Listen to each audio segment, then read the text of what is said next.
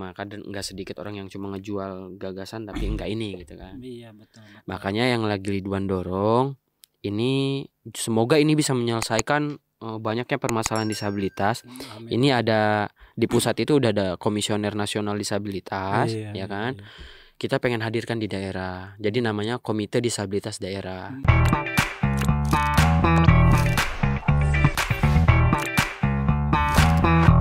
Ya, assalamualaikum warahmatullahi wabarakatuh.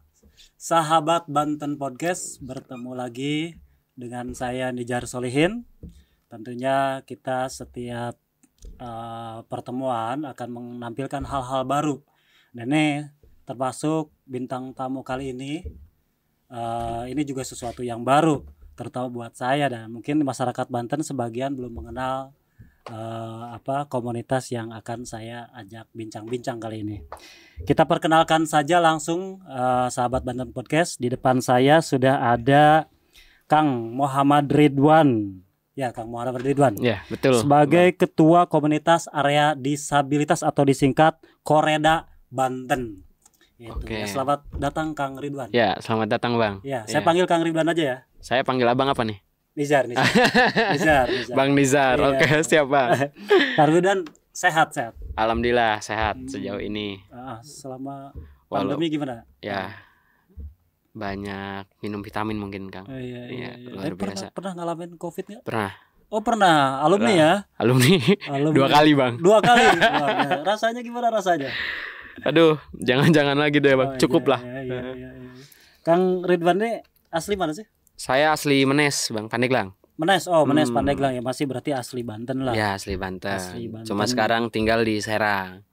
Sekarang tinggal di Serang. Ya. Sekarang statusnya sudah menikah, ini apa gimana?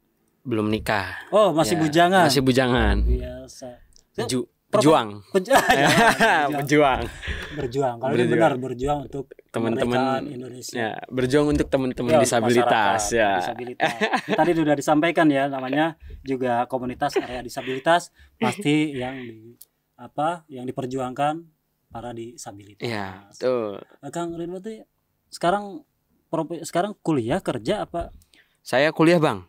Oh, masih kuliah. Masih kuliah. Dulu waktu S1 di Untirta, Bang. Oh, Untirtas ini. Ya, Untirtas ini. Oke. Kemudian sekarang lanjutin S2. S2 di UPI di Bandung. Oh, sekarang ke Bandung. Bandung. Ya, sekarang kok ada di sini lagi daring. Maksa aja ke sini buat ketemu Bang Nizar ini. Bisa. Bisa. Emang lagi ini ya?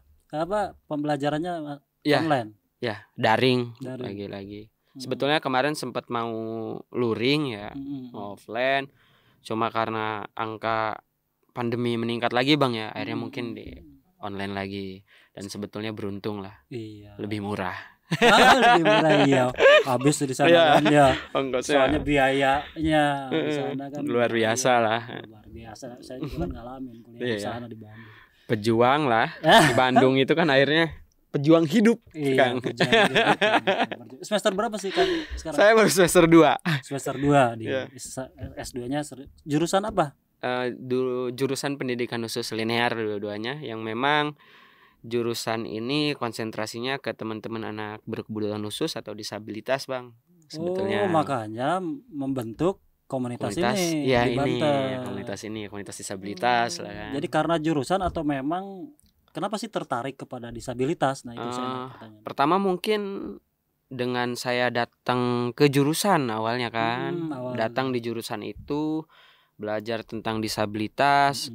Sebetulnya awal mula kan nggak tahu apa itu pendidikan khusus gitu. Terus ngapain. Tapi pas masuk, oh iya ternyata ngurusin teman-teman yang punya keistimewaan lebih, Bang. Ya kan, dititipkan keistimewaan oleh Tuhan gitu. Akhirnya mulai tertarik. Yang lebih tertarik pada saat itu untuk membentuk komunitas ini itu banyaknya problem di Banten, persoalan untuk teman-teman disabilitas yang belum terbuka mungkin pada saat itu. Paradigma yang terbangun ya tadi hanya untuk mengasihani gitu kan, mengasihani teman-teman, sedangkan enggak kesana kita larinya. Kan kurang bagus ya, nggak baik gitu juga. Padahal mereka punya kemampuan lebih, punya talenta gitu kan ya. Sesuatu yang memang tadinya ada kekurangan mungkin itu bisa dijadikan sebuah kelebihan bagi mereka karena banyak banget, saya aja kaget gitu kelebihan mereka. Beberapa pengurus kita juga, beberapa mitra kita juga itu udah bawa banyak penghargaan buat Banten sebetulnya. Tapi nggak sedikit penghargaan dari daerahnya sendiri tapi dihargai di luar. Oh gitu. Tapi gimana sih cara Kang Ridwan mengajak yang lainnya untuk gabung ke komunitas dan membantu para disabilitas ini, memfasilitasi lah gitu? Sebetulnya bingung ya kalau untuk mengajak sebetulnya. Ridwan akhirnya nggak pernah mengajak sebetulnya Bang. Mungkin dari kesadaran teman-teman melihat kegiatan kondisi, ya kan, kondisi program yang Ridwan lakukan, itu akhirnya menarik mereka untuk melakukan yang namanya investasi sosial mungkin bagi mereka kan. Ya mungkin ikut membantu lah kan gitu kan, rasa mereka ada ke sana gitu. Kalau lagi dianalogikan mungkin untuk teman-teman yang terhambat dari fisik, teman-teman tunadaksa misal punten yang kakinya nggak ada satu, berarti mau nggak mau kita harus jadi kaki mereka buat berjalan gitu ke depan. Jadi Ridwan selalu berpikir mereka yang terhambat dari segi penglihatan, kita akan jadi mata buat mereka untuk melihat gitu. Jadi yang Ridwan bangun di komunitas ini kesana larinya sebetulnya. Betul. Jadi bukan mereka dijadikan target eksploitasi gitu kan. Ya kan akhirnya sebetulnya grand isu disabilitas ini jadi isu internasional kan, bahasan internasional yang menjadi pokok bahasan utama mungkin hari ini, bagaimana caranya kebutuhan mereka terpenuhi Bang. Betul.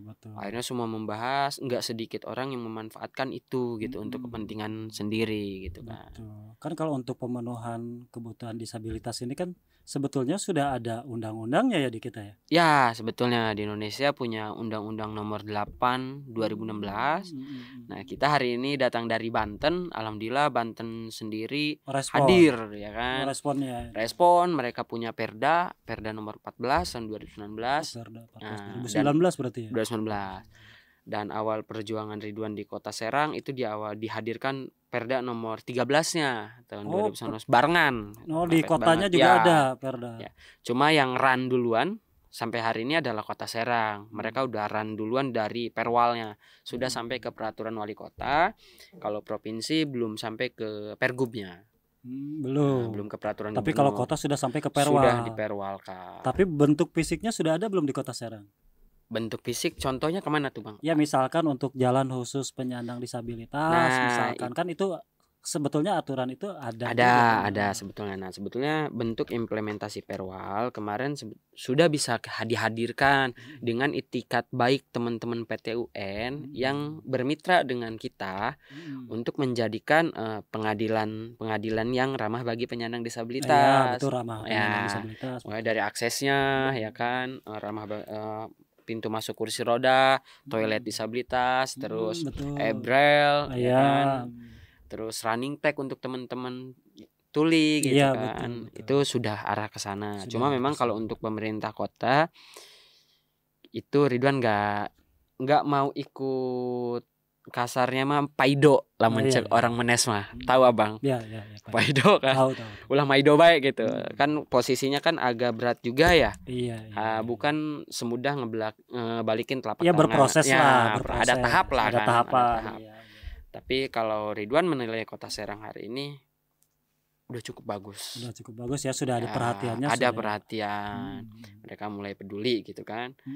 Sebetulnya kita juga nggak akan sampai semangatnya tinggi kalau pemerintah daerahnya nggak semangat. Karena pemerintah daerahnya juga semangat. Kita juga akhirnya menambah kan. Mereka aja dukung gitu, masa kita enggak. Makanya banyak disebutnya OPD yang mendukung gitu kan gerakan-gerakan kita, sampai pada akhirnya pemerintah Kota Serang siap mendukung program apapun yang dihadirkan Koreda Banten. Ya kan kalau saya dulu kan saya pernah ikut liputan di lapangan, saya kan pernah jadi wartawan di lapangan. Ya. Tahu disabilitas itu ya dari kegiatan program-program dinas sosial. Ya. Nah kalau dari Koreda ini dengan dinas sosial sinergitasnya seperti apa nih? Alhamdulillah Bang, baik-baik saja. Oh, ada ya? Ada, alhamdulillah bantuan ada. dari dinas sosial. Bantuan ada juga mungkin ya, walaupun sedikit itu kan. Cuma memang belum maksimal dan dulu teman-teman dari Dinsos pun kaget sebetulnya. Karena mereka menanyakan, kok teman-teman punya program sebejibun kayak gini. Iya, tapi anggarannya dari mana gitu. Ya pasti itu jadi pertanyaan. Termasuk mungkin saya juga akan nanyakan itu. Ini Koreda, Kang Ridwan, apakah ini Crazy Rich Banten saya bilang. Ya kan, bagaimana memfasilitasi itu sehingga bisa memberikan bantuan-bantuan dan memfasilitasi mereka itu ya, tuh. Itu juga betul Bang. Sebetulnya itu yang agak berat buat kita juga sebetulnya, orang-orang yang memang sadar akan hal yang kasar gini. Kalau harus makan di Ricis 200.000 sekali makan, mending makan di warteg 20.000, 180.000-nya kita kasih. Sisihkan, kita tabung buat program gitu kan. Jadi kan kalau anak muda hari ini ya udah gaya-gayaan aja makan di Ricis gitu biar bisa update atau apa. Akhirnya paradigma itu yang coba Ridwan rubah, ya lebih baik ke sana kita lariin gitu.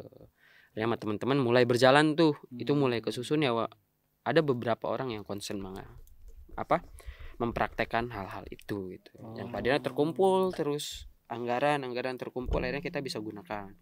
Tapi nggak sedikit juga pemerintah daerah ikut sumbang sih besar dalam setiap kegiatan, mungkin banyak sebetulnya. Ada juga. Gitu. Dari luar pemerintahan ada juga nggak bisa donatur khusus untuk membantu? Kalau dari luar pemerintahan sejauh ini belum ada. Kayak misal dari luar negeri atau apa gitu belum ada. Cuma beberapa pesan yang masuk di direct message kita di Instagram itu ada sebetulnya yang menawarkan. Terus ada beberapa tawaran dari pemerintah daerah untuk mengajukan hibah atau apa. Iya betul. Ya kan, bisa begitu, kan. Ngajuin proposal sini proposal, sini berapa anggaran untuk setahun gitu kan. Ridwan karena mikirnya pertama mungkin masih kecil ya kan, anak-anak mengelola uang yang cukup besar, takut salah kaprah gitu. Betul, dan belum kan saatnya gitu kan. Ditagih laporan nanti. Laporan yang ribet ya. Agak susah nanti kan. Akhirnya ya mencoba berdikari lah sama kawan-kawan. Soalnya semangat Bang, kalau ngelihat adik-adik disabilitasnya semangat, kita kepecut sendiri gitu. Nah, mengenalkan komunitas ini ke kawan-kawan kalangan disabilitas ini bagaimana prosesnya? Nah, jadi sebetulnya di Kota Serang, di Provinsi Banten udah banyak wadahnya Bang. Wadahnya itu udah banyak. Ada Persatuan Penyandang Disabilitas Indonesia tingkat kota, kabupaten maupun provinsi. Ada teman-teman Dirkatin, teman-teman Tuli yang emang di tingkat kota, kabupaten, provinsi ada juga. Ada teman-teman Pertuni. Itu khusus dihususkan dihususkan untuk yang tuna netra, tuna daksa, ini ada lain-lain. Kalau Ridwan karena basically mungkin dari kita itu adalah akademis mungkin ya kan. Konsen mengkaji kebutuhannya ya kan, ke arah sana. Teman-teman juga udah banyak yang jadi guru kan, mengabdikan dirinya untuk kemajuan pendidikan teman-teman disabilitas di sekolah, ada yang ke sana. Kalau Ridwan melenceng, Ridwan lebih seneng ke arah kebijakan aja gitu, mempengaruhi kebijakan untuk kebutuhan teman-teman disabilitas. Kalau Ridwan lari. Kalau boleh tahu sih program-program bantuannya tuh seperti apa sih dari Koreda kepada penyandang disabilitas? Banyak sebetulnya, mungkin kayak yang hari ini mungkin ya. Program penyaluran tenaga kerja misalnya kan. Oh gitu bisa ya? Bisa. Nah itu berarti kerjasamanya dengan perusahaan langsung apa ke Disnaker dulu? Enggak. Hari ini yang terbaru ini untuk perusahaan belum ada. Gitu. Yang terbaru ini cuma dengan OPD dan DPRD. Di DPRD kita taruh 3 orang, di OPD di eksekutif kita taruh 2 orang. Jadi untuk melengkapi yang namanya pasal terkait 1% di perusahaan swasta dan 2% di BUMN maupun BUMD di pemerintahan. Jadi ada hak mereka untuk bekerja di sana gitu. Sampai ke situ luar biasa, masih muda ya. Mutek-mutek Bang. Iya, mungkin saya nggak sampai ke sana kayak pikiran, tapi saya luar biasa nih Kang Ridwan sampai ke arah sana ya. Maksudnya sampai berpikir ingin ingin bermanfaat bagi masyarakat khususnya disabilitas. Nah, itu tapi sempat terinspirasi awalnya gimana sih? Terinspirasi dulu 2017 dari Jakarta Bang, dari DKI. Ngelihat teman-teman yang sama, mereka punya community yang emang konsen di bidang disabilitas. Cuma tingkat mereka udah lebih, ya levelnya udah luar biasa. Mungkin dulu melihatnya itu level luar biasa. Kalau sekarang akhirnya kita yang lebih ada di posisi itu gitu, lebih tinggi. Mereka sampai mengadakan debat calon presiden pada 2019 ya kan. 2019 itu debat capres khusus untuk teman-teman disabilitas. Oh gitu. Jadi ngebedah undang-undang nomor 8 ini, kebutuhan-kebutuhan disabilitas, sampai pada akhirnya di situ keluarlah tema Indonesia Inklusif, Indonesia Ramah Disabilitas 2024. Ini tinggal 2 tahun lagi. Udah banyak perubahan-perubahan besar yang terjadi di kita, di Indonesia, terutama terkait pemenuhan hak teman-teman disabilitas itu luar biasa. Dari pemulai terbentuk gagasan itu sebetulnya sampai komisionernya juga sudah ada di Indonesia, sampai begitu. Jadi bukan hanya mungkin dulu sebelum isu ini meledak ya kan, di pusaran pemikiran teman-teman semua, sebetulnya ini banyak kan isu yang perempuan, anak dan lain-lain gitu.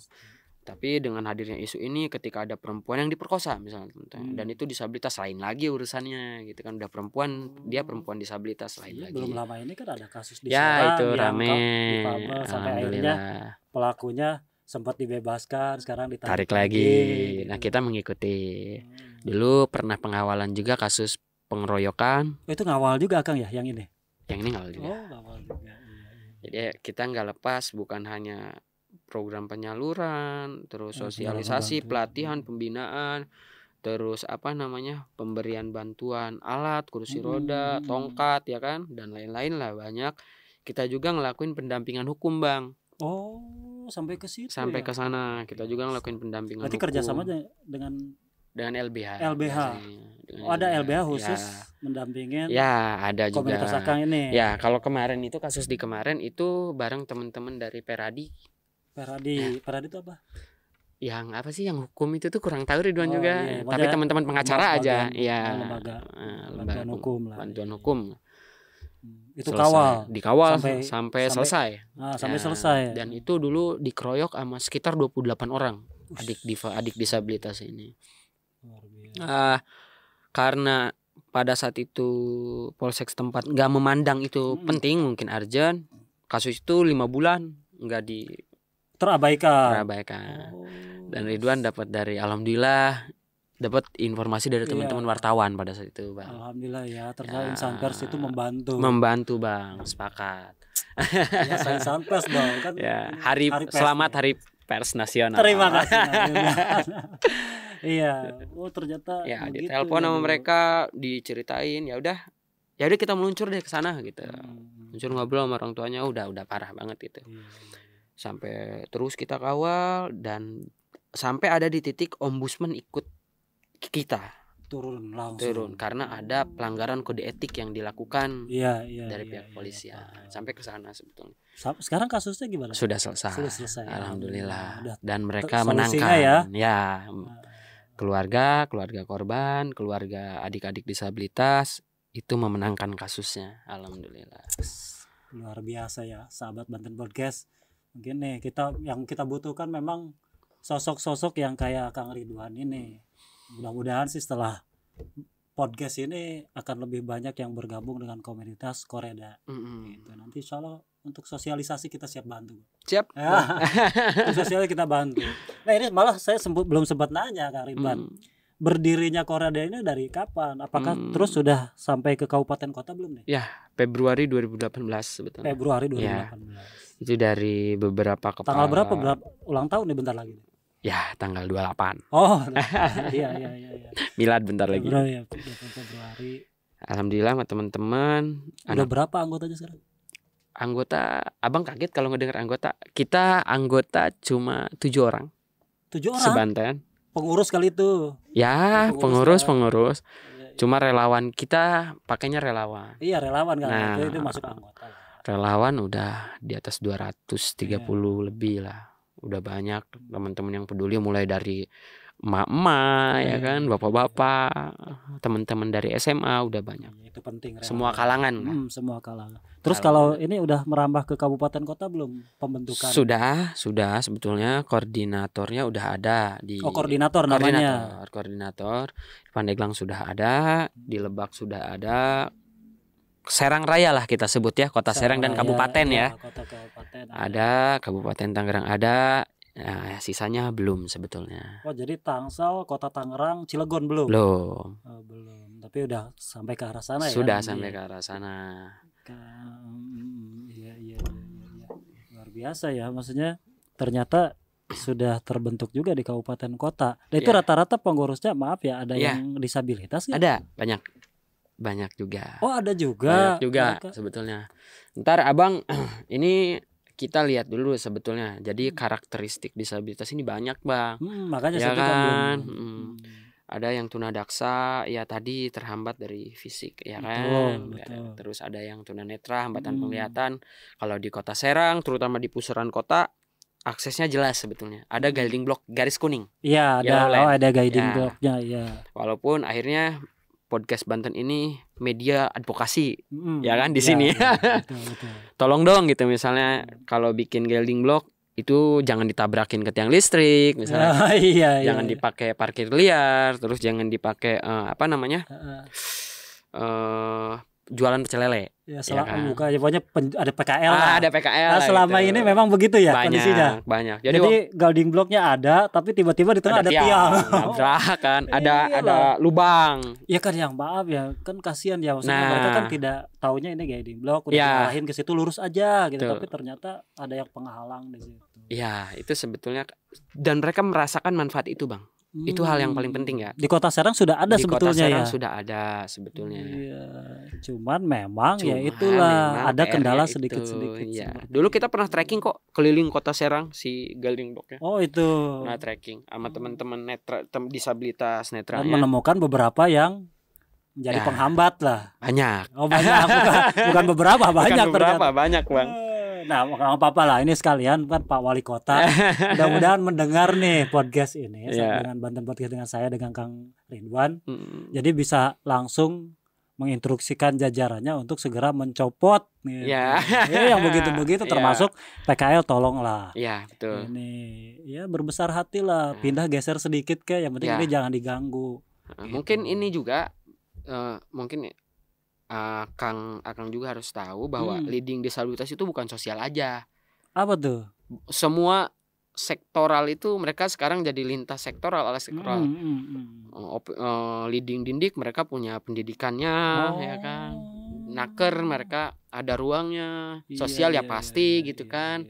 Banyak lah sebetulnya, pariwisata iya semua sektor ada lah, ternyata disabilitas tuh ada di bidangnya. Hal sektoral gitu kan. Mereka alhamdulillah.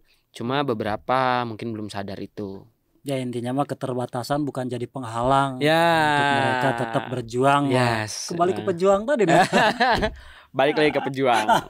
Sekarang mungkin bulan depan atlet dari binaan teman-teman PPDI kita itu ada yang bertarung di Malaysia tingkat internasional. Oh, ada yang udah sampai ke sana. Iya, namanya apa? Paralimpik apa?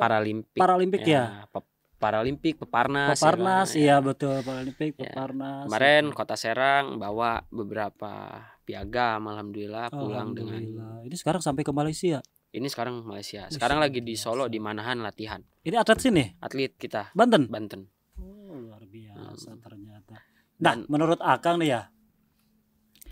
Akang mungkin pernah searching gitu tuh kan soal disabilitas, baik sarana prasarananya.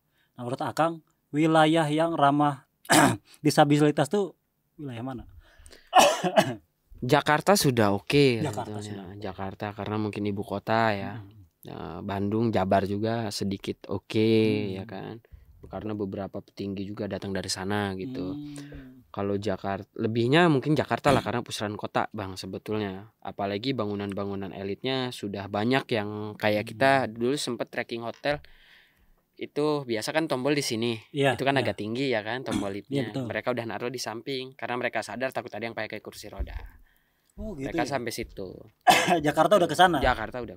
Di kita belum. Nah, belum ada ya, tapi udah tracking ya. Ya. Oh, di Banten harus ada nih. Nanti harus kayak gitu kan. Itu PR mungkin lah ke depan. Kayak misal naik tangga agak ribet buat teman-teman pengguna kursi roda kan, ya kan harus ada bidang miring, berarti sederhananya fasilitas. Nah mungkin kan untuk maaf ya, yang disabilitas untuk kalangan mampu mungkin sudah bisa teratasi ya, terbantu sama yang kalangan tidak mampunya ini. Nah itu yang sebetulnya jadi PR lah. PR kita bareng-bareng. Gimana caranya? Kadang memang nggak ke tracking datanya juga kan. Nah itu yang saya tanyain, men-tracking data ini gimana? Nah, kan banyak sekali nih. Itu jadi ada perwakilan. Kadang koordinator kita itu sampai ke kecamatan, kadang nyari-nyari sampai ke sana sebetulnya. Informan yang emang masuk ke kita informasinya, oh iya di sini ada, di sini ada. Nah, kadang kita akalin pakai penyaluran bantuan juga, Bang. Jadi bantuan sembako kemarin ada 10.000 paket sembako. Kita bagi sebanten, beberapa titik kita sebar. Coba yang memang yang kita kejar adalah kabupaten paling ujung dulu itu kan, Pandeglang. Iya, pelosok dulu ya kan, lewat bantuan itu ternyata banyak. Ya ternyata akhirnya kan keluar ya. Dan 10.000 kurang gitu kan. Iya pasti. Nah, Banten itu kemarin data ada 23.000 penyandang disabilitas. 23.000. Dan yang Ridwan kawal di Pilkada 2020 daerah 3-4 daerah ya kemarin. Itu Ridwan kawal 13.870 berapa gitu datanya. Yang punya hak pilih 13.000. No, buat kawan-kawan politik yang di politik ini kan bisa jadi duduk satu kursi bisa duduk satu kursi loh di provinsi ya. 13.000 luar biasa. Jangan lupa ketemu Ridwan. Udah tahu datanya ada sekian ya. Oh ternyata ya maksudnya kita juga agak kepikiran bahwa mereka juga ternyata punya hak suara, punya hak berpolitik kan. Jadi mungkin kayaknya luput dari jangkauan para politisi yang akan mencalonkan diri. Biasa aja ya kan. Biasanya kan sedikit kan, tiap TPS paling ada sedikit. Ya gitu kan sekarang itu kalau dibahas politisi itu mau ngejar mana pas suaranya kalangan milenial. Selalu begitu. Makanya mereka menggunakan media sosial. Padahal kan ada kalangan-kalangan potensi lain yang bisa digali gitu. Saya baru tahu 13.000 loh di Banten. 13.000 suara penyandang disabilitas.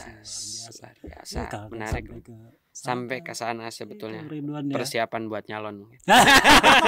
Waduh, jangan. Janganlah. Kalau disabilitas jangan dipolitisi lah. Jangan. Ya mudah-mudahan mudah-mudahan jadi perhatian pemerintah. Mereka punya hak. Gitu. Sampai kalau di DKI itu beberapa dewannya itu difabel.